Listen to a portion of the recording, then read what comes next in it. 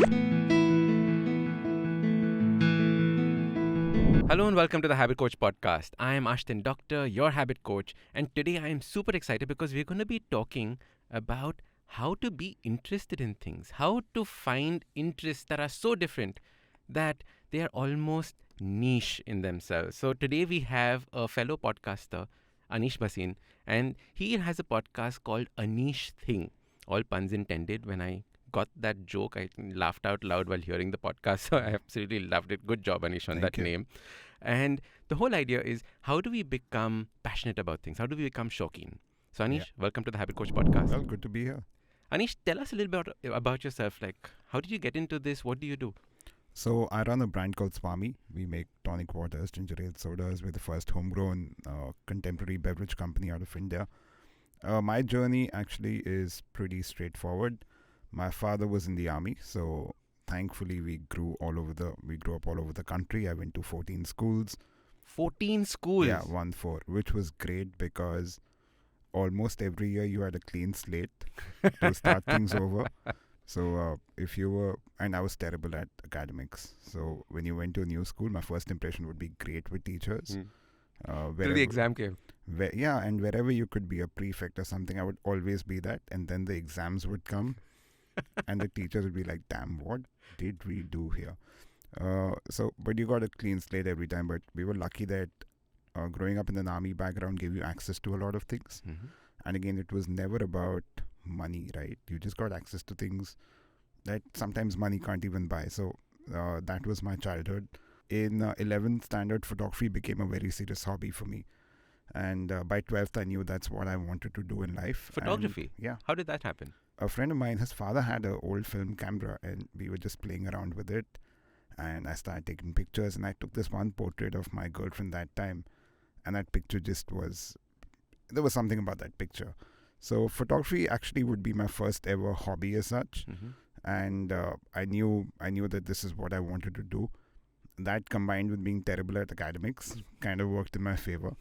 So right after that, I came to Bombay to learn photography, ended up teaching at that place. And I was working when I was 18, 19. Did In not go to photography? college. Yeah. Mm-hmm. And I didn't go to college. I can't call myself a dropout because I didn't sign up to begin Sign with. up to drop out. But I did get permission for one day to attend Xavier's Okay. officially. So I did that just to see what happens in the college. And from there, photography was what I did for a very decent amount of years, about 7-8 years. But again, photography was the hobby that led me to so many more hobbies because I ended up traveling a lot. So I shot a lot for, let's say, Condé Nast Traveler, Lonely Planet, a lot of travel magazines. That exposed me to a lot of other places, other cultures, and then you just kept picking things left, right, and center. So that's my journey in a nutshell. Did Swami come out because of the army background? Like, I know, like gin and tonic is one Yeah, staple army thing, right? Gin and tonic's such a staple army thing. I don't know if you know this, but gin and tonics are an invention from India. Correct. Hence you call it Indian tonic water. So I'll quickly talk about this story just since we've touched upon it. Back in the day, for a good 300 years, quinine was the only cure against malaria. Quinine is this cinchona tree bark.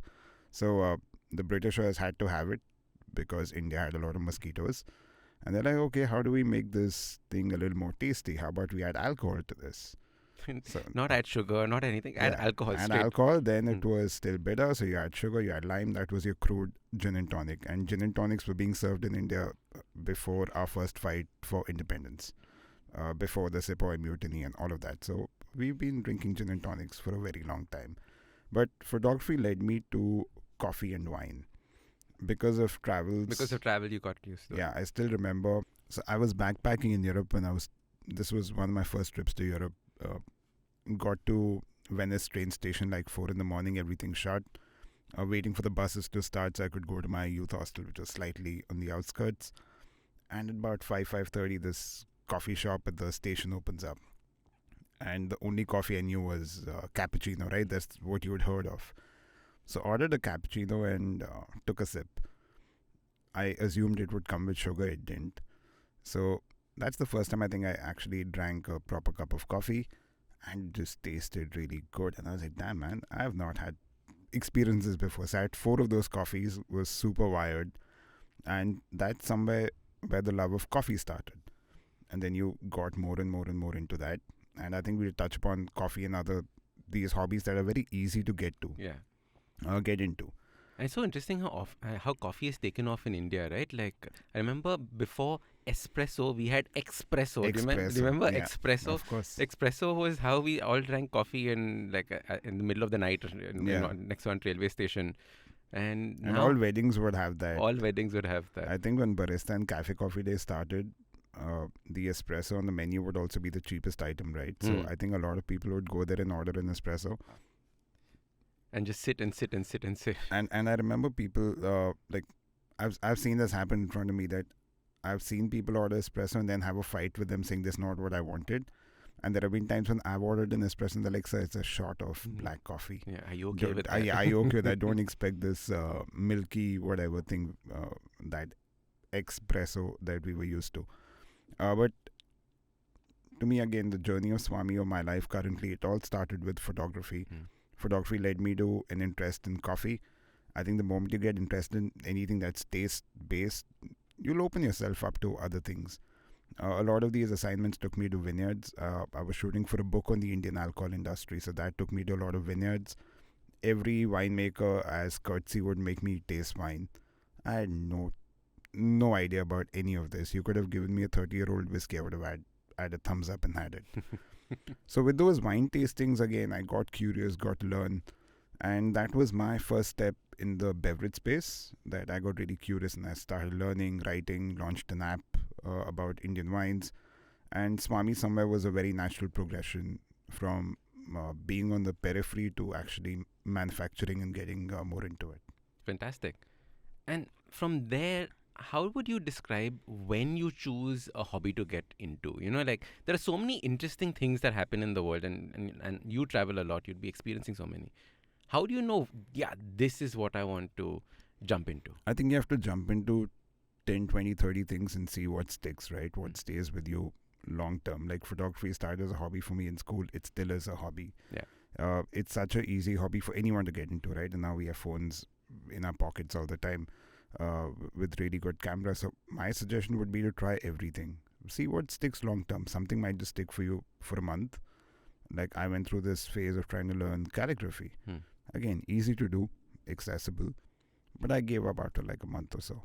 So try everything. Why limit yourself? I think this is such an important point because we all need a hobby graveyard. Yeah. Right? You know, like where all your hobbies that did not really pan out into anything go to die. Yeah. And I'd done a podcast on this, and it was like, every month I want to learn something new. Yeah. Right? And you'd have to build that curiosity. And so whether it was making martinis or margaritas in one month, or lock picking, because, you know, martinis and lock picks, James Bond, we have to. Lock picking is such a serious hobby though. Yeah, it's becoming huge, huh? Yeah. You get like lock pick kits and everything. Yeah. Have you ever tried lock picking? No, but I thought about this a couple of months back actually. Don't ask me why, but there is this YouTube channel I've seen a lot called Lock Picking Lawyer. And all he does is picks locks. He takes every latest lock that comes out that says unpickable, all of that, and he'll pick them in like 20 seconds. Yeah. So why watch that on YouTube? I don't know, but yeah, it is a. How many hours do you spend on YouTube? I think most of my adult education is YouTube. Right? And content consumption is YouTube. YouTube Everything. University. Yeah. You just learn so much from it. So much, yeah. And that's where I think hobbies and hobby graveyards come from. And you know, I think what I really like about YouTube is that when you watch something, it starts throwing up similar stuff, and then it becomes a rabbit hole, and then before you know that, 2-3 hours has just gone into that. But for me, that's also a very relaxing mechanism. Do you have any habits around learning from YouTube, or how do you know how to stop when you've gone down too far down the rabbit hole? Do you have any things and tips and tricks for people who are going to learn and get into hobbies? I think my only thing that I'm trying to be conscious is to not perhaps spend too much. Like I don't want to spend too much money unnecessarily, because sometimes you feel that that's a way to get more and more and more into it. Like if I look at the audiophile hobby, right? Speakers, amps, all of that. That is one, you just throw money at it. Yeah, but you don't have to. You get a good pair of speakers, it'll last you a lifetime. Yeah. So you don't need, but sometimes when you keep watching more and more like newer reviews and stuff, you're like, okay, should I get this or should I get that? So that's my only thing, that there is no compulsion to get anything extra. Otherwise, no. Otherwise, please go all out. Spend as much time, because somewhere it all makes a difference. So where does this the role of these hobbies or this shauqeen aspect play in your life? How do you think it is developed, like who you are as a person? So I think, again, going back to photography, right? And I'm going to do an episode on this at some point, why, like for me, why everyone should be a good photographer, not only a photographer, because a lot of those kind of things are takeaways in your daily life. Even if you're posting something on Instagram, how you see light, these are things that will never leave you. They'll be in every aspect of what you do. Like photography somewhere will play an aspect in anything I do now. It also translates to SVAMI, right? So when we were doing let's say we're doing our bottle design or we're doing a new label, I think I'm in a better position today to even see what the agency sent me, because I have some knowledge of design because of photography than perhaps if I didn't have. Correct. So any of these hobbies just go long term. I'm pretty sure even lock picking will come handy someday when you're locked out of your house. But a lot of these are just things that stay with you, right? Which other hobbies can I think of that, like for me, photography and design is definitely something that always comes into play literally on a daily basis. I'd love to pick your brain on this. So let's go through a list of your hobbies that you have. Okay. And 3 important things that our listeners can take away from that hobby. Okay, Okay. like what are the 3 aha moments you had when you were going down this rabbit hole of, say, 3 aha moments from photography? What would they be? 3 aha moments from photography would be that light is everything. Light is everything. Yeah. Okay, explain. You have to, if you shoot in bad light, you'll get bad pictures. As simple as that. No matter what camera you have, no matter what iPhone you have, no matter how much Photoshop you're going to do, don't shoot in bad lighting. And lighting can be a complete episode on itself, but let's say it is rainy and overcast and you want to take a portrait. You'll have to wait for the sun to come out. There's no other way. You're not going to take a portrait in a gloomy environment and expect it to be great in post-production.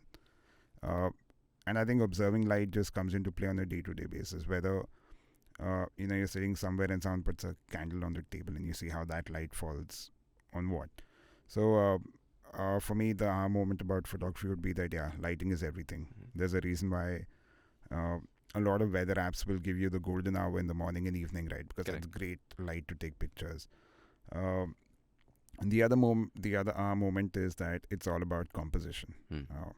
You look at motion, you look at movies, you look at pictures, anything that you remember that was really, really well, like a really good movie for me. If I look at the cinematography, it was composed really, really well. Take a movie like Catch Me If You Can, Leonardo and what's his name? Tom Hanks. Tom Hanks. That movie is just lighting and composition. Whoever's seen this movie, just see it again and you'll know what I mean this time. Look at any Wes Anderson movie, right? It's all composition and just the framing is so immaculate that nothing will be skewed, like everything is symmetrical and everything. So that is one important thing. And the third thing is that photography is a very calming hobby to have. I do think we're in an environment where it's so easy to take pictures that you somewhere take more pictures than you need to. Correct. But if you slow things down and just consciously take pictures and look at them later, it's very therapeutic. In fact, I was having this debate with my father. My father's a photographer, he used to teach. And we were discussing about from film, when we went to digital, we take careless pictures. Yeah, exactly. And he's saying that, imagine if you only could take 5 pictures on this, what would you choose? And take pictures according to that. Instead of carelessly using 35 pictures and ek usme se, look good. And you'll do stuff on burst mode and hoping one will stick. One will stick. If you were paying 10 rupees for every picture you're taking, you won't take so many pictures. Yeah, I think that's a great way of thinking about photography. Don't be, reckless with them. Don't be reckless with it. Choose which pictures that you choose and take it. Fantastic.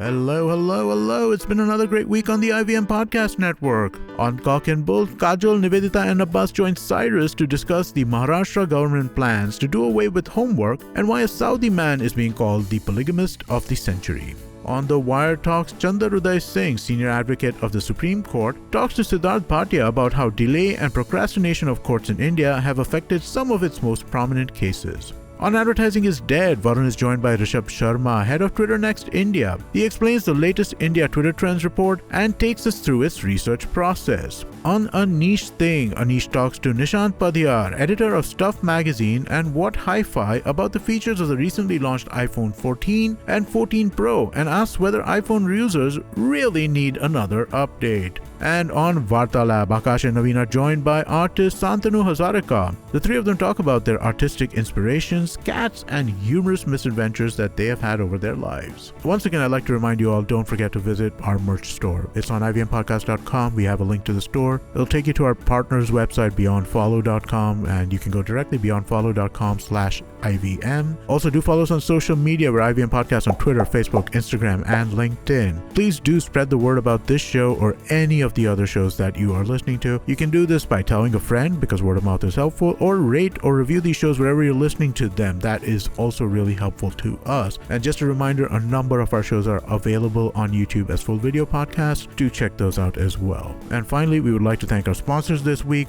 Bumble, Volvo XC40 Recharge, Heads Up for Tails, HDFC Mutual Fund, and TransUnion Civil. Thank you so much for making this possible. So photography was passion turned into career, Yeah. and then obviously fueled other aspects. What is another hobby that you're very, very passionate about? I think coffee. Coffee. Coffee is a great one. Coffee is so easy to get into. Why did you get into coffee? Why didn't you get into tea? Why didn't you get into... I think tea I'll get in at some point. To me, in my mind, the perception of tea is very different. Coffee is a lot more geeky, or at least the ecosystem subculture is very geeky. Very geeky. That I don't see in teas. Tea is very farmery. I have again, this is a mental block I have, and I have to get over it, because tea is something I do want to explore. And again, India is a great country to explore teas in. But to me, it seems like we're two old people drinking tea in the evening and having like some sandwiches. And the queen might be around. Like, it's that sort of a vibe. So it's not as geeky as perhaps I want it to be, but the coffee world is really geeky. Very geeky. There'll be fights that'll break up over whose espresso is better. And you just took part in a competition, The Aeropress Aeropress championship. What was the funda of the Aeropress championship? How is it so different? Like, So Aeropress is this plastic brewer. For me, it's the easiest way to make good coffee, the most forgiving way to brew coffee at home or office. It'll last you a lifetime. That thing is unbreakable. You can carry it on your trips. This guy who invented the Aeropress also invented a frisbee called the Aerobee. So crazy guy who came up with this idea of and his whole thing was, I just want to be able to make good coffee at home without too much fuss. So with the Aeropress, you have some leeway of maybe your coffee is not ground as well as it should have been. Like, there are multiple, it's forgiving in many ways. So there's an International Aeropress Championship, which is now a global championship. It starts in each country with regions. So I took part day before in the Mumbai leg. So it's a knockout sort of a format. Luckily, I was... so 3 people brew, and there are 3 judges who pick the coffees. I was number 1 to start. So I was in the first 3 to start the competition. Got knocked out in the first round, the first 5-10 minutes. did you learn something on like what you did differently? So I'll come... yeah. So basically, everyone gets to brew the same coffee. Okay. The beans are the same. Beans are the same. So you are given the beans 1 week before the competition. Oh, and you practice and practice. So you can practice your recipe. And when you show up on competition day, it's the same coffee. You can bring your own grinder. You can bring your own whatever you want. But you cannot mess around with water. You can't add sugar or any such stuff. You can bring your own Himalayan water if you want to. So you can bring your own water. Yeah. If you don't use their water, the judges will first have to taste the water to approve it. Correct. Which is fair. But basically, everyone's brewing the same coffee. And the only variables then are going to be your coffee to water ratio, like your strength of the brew, the time, and the water temperature. And that's it. And in the Mumbai leg, there were about 100 participants. Okay. So you have 100 people making the same coffee, basically using the same coffee beans, but you're going to get 100 different varieties out of it. That's become such a global phenomena. So there'll basically be regional legs, then there'll be a national, and the national India winner will go to Australia for the international competition. Wow. And it's a big, big thing. Like the Bombay leg, 100 brewers, right from baristas to home brewers like me. It's a vibe. Fantastic. And I love these subcultures that are formed with these kinds of passions. And India's a great place to be a coffee drinker right now. We have so much good coffee. It's easy to get access to. It's very affordable. That's the other good thing about coffee. It's a very affordable thing, right? It's an affordable hobby to begin with. Like you buy an Aeropress, it'll cost you 3,000 rupees. It's going to last you a lifetime. An average bag of 250 grams of coffee would be 300-400 rupees. That'll give you 10 coffees. So yeah, it's a pretty affordable and a fun hobby. So someone who is right now drinking tea or is drinking Nescafe and was like, okay, I want to now get into this as a hobby. Yeah. Right? What are the first few steps that they need to take? So I don't want to piss off the tea people. So okay, let's just stick to the Nescafe. Yeah, we love tea, and I'm sure the instant coffee people. Yeah. Let's move the instant coffee people to better coffees. So even if you have a really terribly made pour over, it'll still be the worst pour over I think you'll make will still be better than your Nescafe. Okay.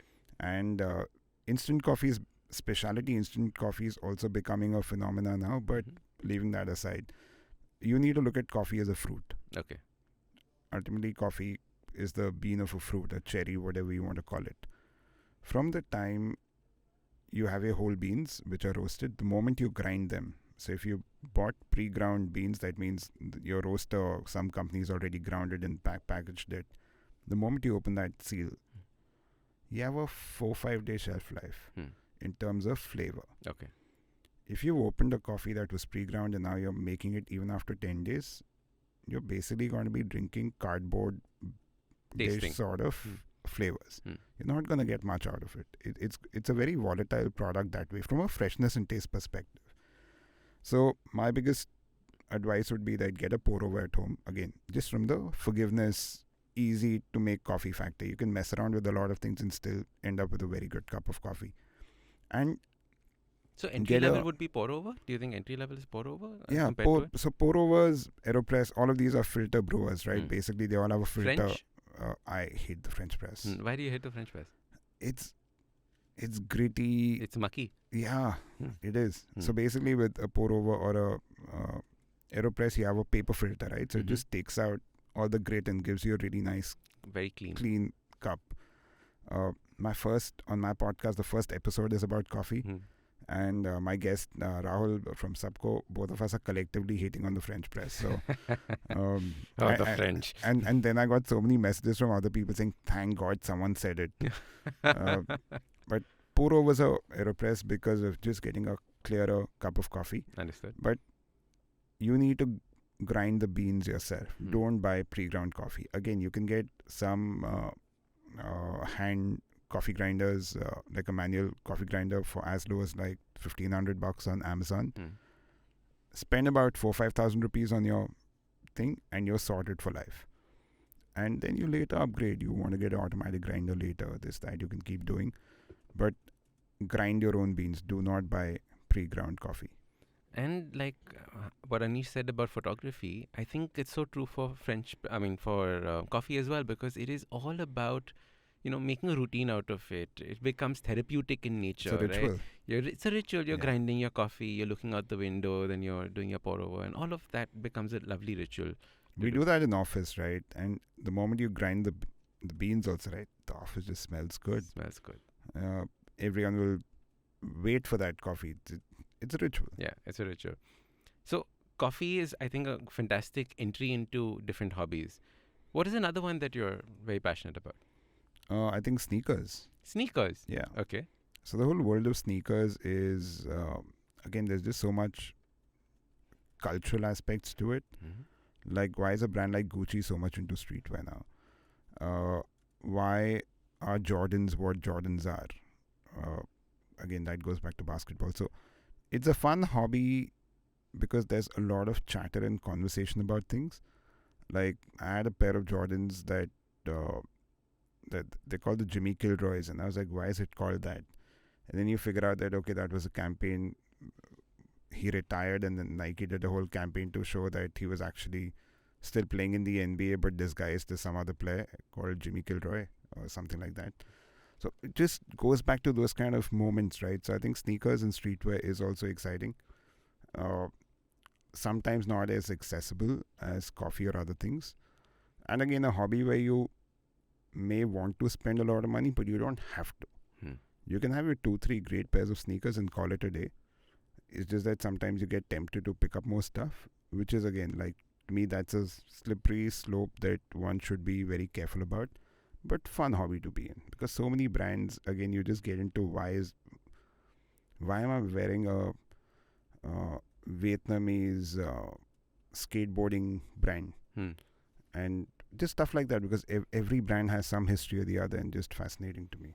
So these sneakers are not necessarily mind-blowingly expensive sneakers. They can be as low as 6,000-7,000 rupees. Okay. You buy a pair of Stan Smiths, Adidas, classic. You cannot go wrong with a white pair of Stan Smiths. Would be what, 5,000-6,000 rupees? That would be an entry level into the sneaker collection. Yeah. And then how would you go about finding out about the history and stuff like that? Again, YouTube University? There is so much stuff on YouTube. How did sneakers become a thing? There's a podcast episode for that. That's one of my episodes as well on my podcast. Again, it's just fascinating. I think for a lot of people, Jordans have been the gateway into sneakers. It comes from basketball. And then again, sports and all of these things go hand in hand, right? So to me, at least, and I'm by no means am I a authority on sneakers and streetwear. But I think for a lot of people like me, basketball had a very big impact on sneakers. So you were a basketball fan, then it moved into the Jordans, etc. Yeah. Although having said that, I think Jordans are really uncomfortable to run in. So I don't know how they were playing basketball in those. Like just running up and down the just court. Added probably 2 inches to your vertical. But just running up and down the court wearing Jordans highs, which I'm wearing right now, it doesn't seem that practical. So I have PTSD with sneakers because when I was a kid growing up, my parents were ruthless on the price of things. So they said that no shoes more than 1,000 rupees. And I was like, so in my head, somewhere it is stuck that, shoes should not be that expensive. So I was at a friend's house and this person had just come in buying 4 pairs of sneakers from Nike. And like he's a sneakerhead. And he's asking me, what shoes am I wearing? I was like, something from Amazon. I don't know what. Like, it was the most embarrassing. But growing up, we had no access to any of this. Nothing. I remember, and again, we mostly lived in small towns apart from 1 year in Bangalore. And then Bombay was the only bigger city I'd ever seen. But I think we got all Indian brands like Action and stuff like that. That was it. There were no other options. Can you become a sneakerhead on Action? So... Can you start new history for? So I think Campus is making a comeback. I'm seeing a lot of hoardings. But the funny part is Bata. Bata has a complete rip-off of a Jordan sneaker. And I want to get that just for that kicks. purpose. It's an absolute rip-off of a Air Jordan 4 for $4,000. I actually want to go to a whole sneaker event wearing that. I think that can be a lot of fun. Chale, let's go buy this. Yeah. It'll fall into my budget. It's really funny to see that sneaker. I don't know how Bata's doing. Alright, so that was Aneesh and we were talking about how to become passionate, how to create hobbies, because the more interesting things you do, the more interesting you become. Now this was part 1. Do make sure you listen to part 2.